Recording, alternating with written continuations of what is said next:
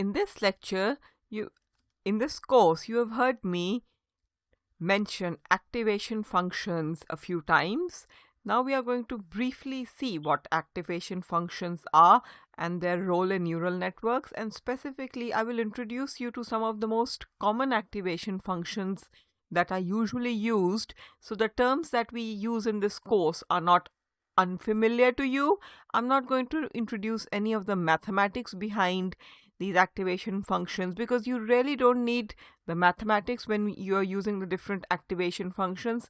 Well, not as per se, because these activation functions and the associated neural networks are implemented through the R packages. So it is a good idea to be acquainted with the terminology and know which activation function is suitable in which situations rather than dwelling on the mathematical notations.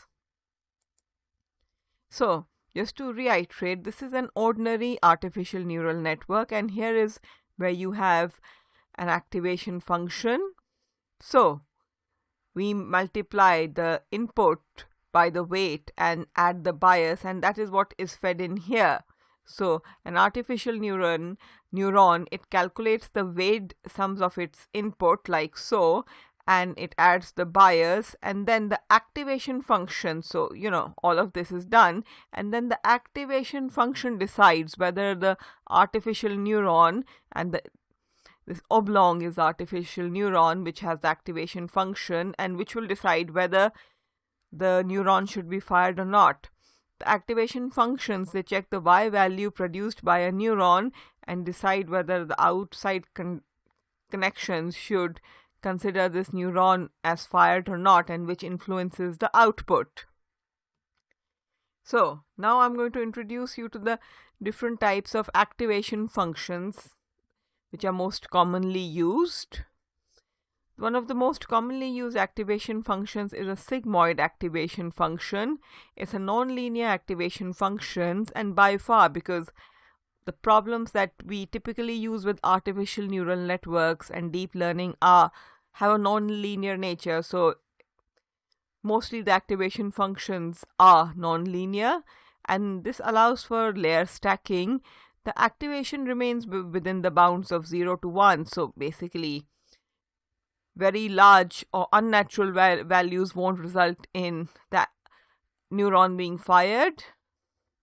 Now, sigmoid function-based activation functions, it is especially used for models where we have to predict the probability as an output, and since the probability exists between 0 to 1, it is a suitable idea to use sigmoid function as an activation function. The only problem is that this can get your neural network to get stuck.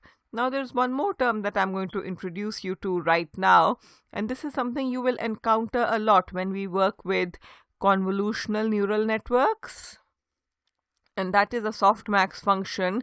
It is a more generalized logistic activation function, and it is used for multi-class classification. A very commonly used activation function is the tan hyperbolic activation function, and as you can see the formula, it is a scaled sigmoid activation function, and it is non-linear. Its values can range from -1 to 1, and the advantage is that the negative inputs will be mapped strongly. Negative and 0 inputs will be mapped near 0, and the upshot is that this kind of an activation function is useful when we want to carry out classification between two classes. So if we want to work with binary classification problems, then we can consider tan hyperbolic. Then I come to something known as rectified linear units, or ReLU, and you are going to see a lot of ReLU. It is one of the most popular activation functions at the minute, and it gives the output x if the x is positive, otherwise it will be 0. It is non-linear. It doesn't look to be non-linear. It looks like a linear system, but anyway, it is actually non-linear, and it varies from 0 to infinity. And it is, if you just look here closely, it is actually half rectified, and this means that any negative input given to the ReLU activation function turns the value into 0 immediately in the graph like so. So any negative value will become a 0. But its limitation is that it should only be used within the hidden layers of a neural network model. And for output layers, and this is something that you're going to encounter when we work with convolutional neural networks, and when we work with output layers, then it's a good idea to use ReLU within the hidden layers and softmax function for classification problem. And in the output layer of this particular output layer, we can use a softmax function for classification. So these are among the most common activation functions that are used, and ReLU is absolutely indispensable, ReLU and softmax, when we work with convolutional neural networks.